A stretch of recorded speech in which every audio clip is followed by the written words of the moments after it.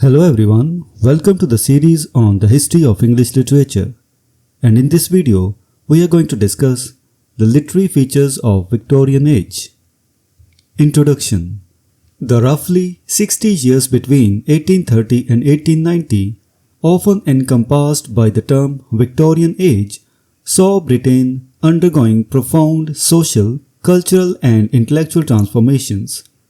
Though these decades exhibit a wide variety of tendencies, certain broad literary features can be discerned. From stringent moral conventions to intellectual upheavals, from the rise of vast reading public to the interplay of international literary influences, the Victorian era carved out a distinctive literary character. While it may not have produced a literary figure of Shakespearean or Byronic stature, it fostered a high general standard of writing, a restless spirit of questioning, and a significant expansion of the literary landscape.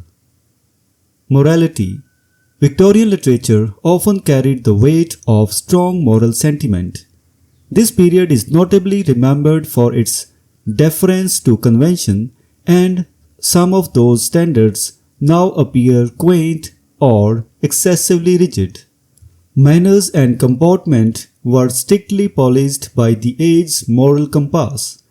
The influence of Queen Victoria's court, which upheld domestic propriety and sobriety, reinforced this moral atmosphere.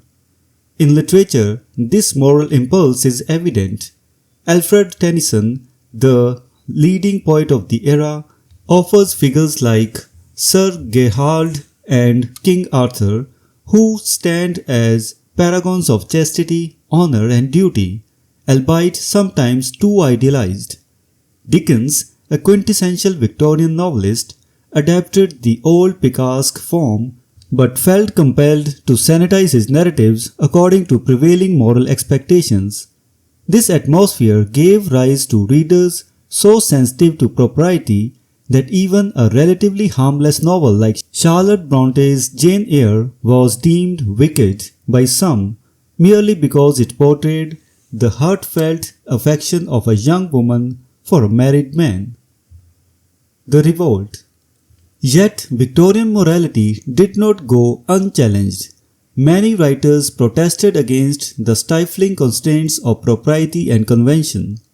Thomas Carlyle and Matthew Arnold, each in their own stylistic registers, denounced the superficial piety of complacency of their time. William Makepeace Thackeray's novels consistently satirized social snobbery, poking holes in the stuffy respectability so cherished by the middle class.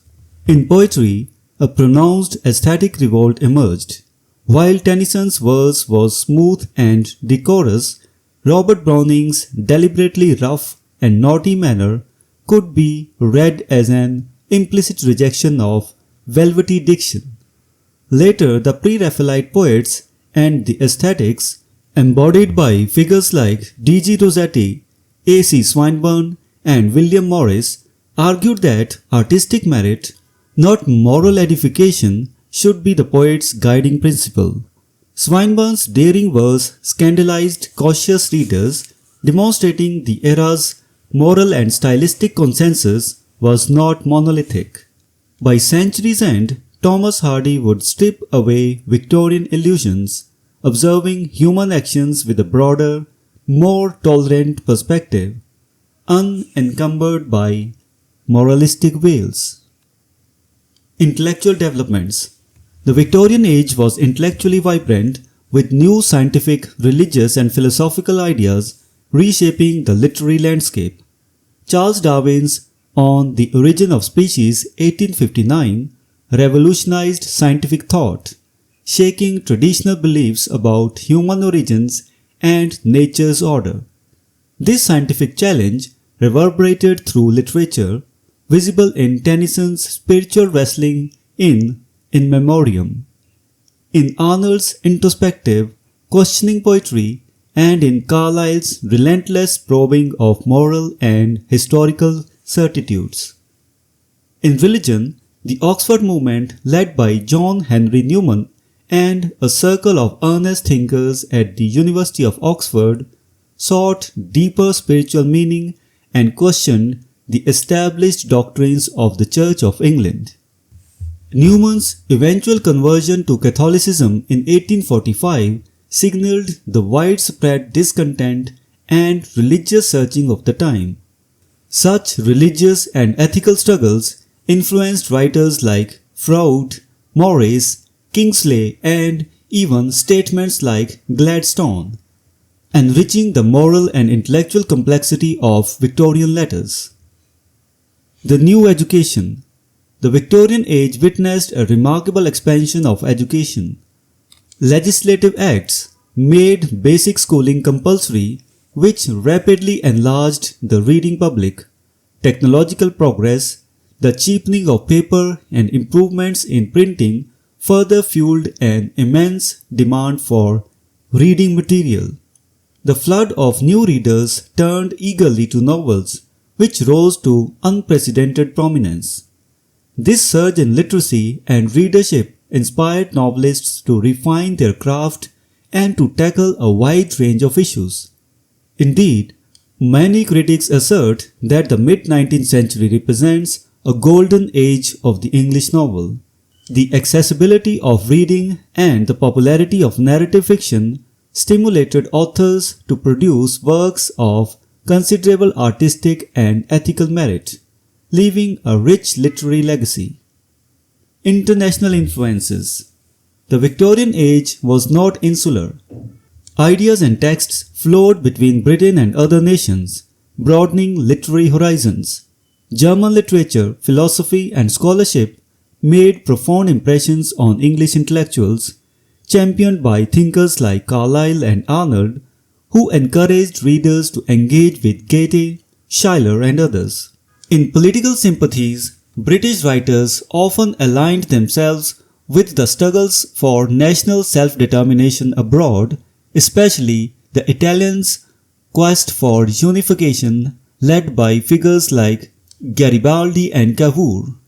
Poets and novelists such as Elizabeth Barrett Browning, Robert Browning, Swinburne, Morris, and Meredith showed a keen interest in Italy's battles for independence, celebrating their eventual success and reflecting the cosmopolitan cultural engagement of the age. The achievement of the age. While the Victorian period did not yield a literary titan who could rival Shakespeare in drama or Shelley in lyrical intensity, its overall literary level was remarkably high. It was an age of intellectual expansion, of stirring social conscience, and of earnest dialogue between tradition and innovation. Authors wrote with a sense of moral purpose or aesthetic dedication, exposing vast thematic territory and striving for excellence in their respective genres.